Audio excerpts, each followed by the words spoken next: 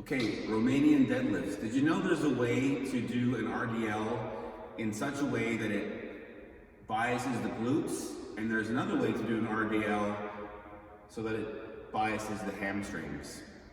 The subtleties in the different ways of doing the two types of RDLs are small. And this is why I always try to underscore the details matter. It is always the small things when I'm trying to teach you guys on small adjustments to arm position or knee angle or whatever that may be, elbow position, that make the difference. I know a lot of people kind of probably gloss over this and think, well, it's just the programming and so on and so forth. And then you wonder why you don't make better progress, you don't get better pumps, you don't make good strength gains, your development doesn't come, because you might be lifting more weight over time and trying really hard, but you're not actually applying the tension to where you want to apply it. So, next month's program, as you all know in this group, is called Pancakes to Peaches and Pumpkin Delts version 2. So obviously there's a glute focus. So in that program, since we are training hamstrings, we are having a dedicated glute day as well, there will be a distinction drawn between glute-biased RDLs and hamstring-biased RDLs. So I'm going to show that video now, and then obviously it will be again in the next program. So with a hamstring-biased RDL, you want only a small amount of knee bend. You don't want locked knees, because then you're going to feel the stretch behind your knees and those tendons.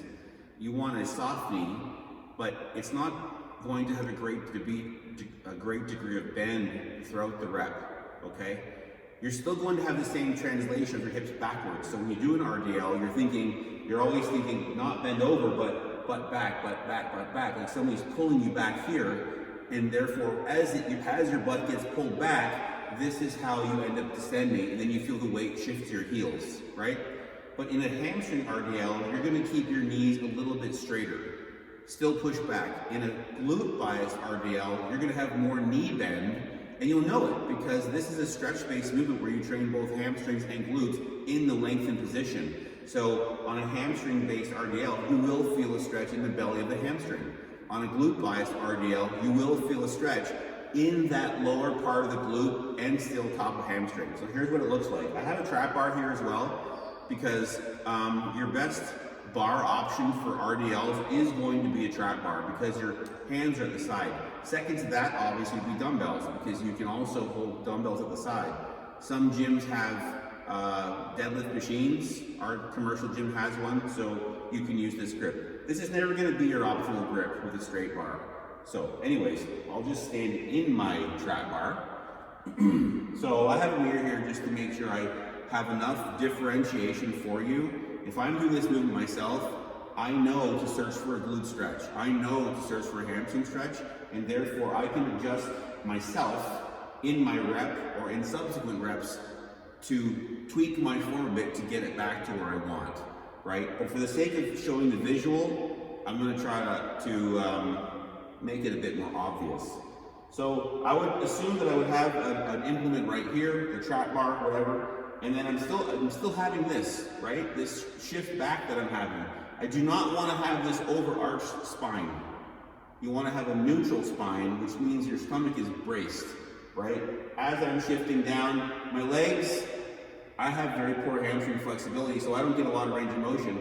But right here, with load, I would have more range, but this is my RDL right here. And you can see my butt's pushed back, and now I'm driving forward, right? So my knees are soft, maybe 5 degrees, they stay there, and then I drive forward. That's a hamstring-biased RDL. With a glute-biased RDL, and I felt a big stretch in the belly there. In a glute-biased RDL, I'm gonna have more knee bend, okay?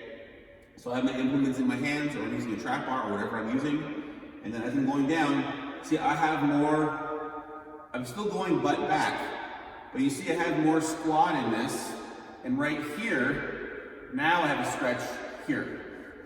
Okay, on the first one, when I was doing it like this, I don't have a stretch here at all. My stretch is all in my hamstring belly.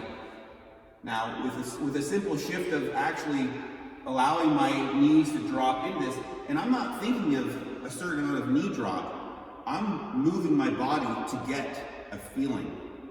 or to put my hamstrings or my glutes in their lengthened stretch position.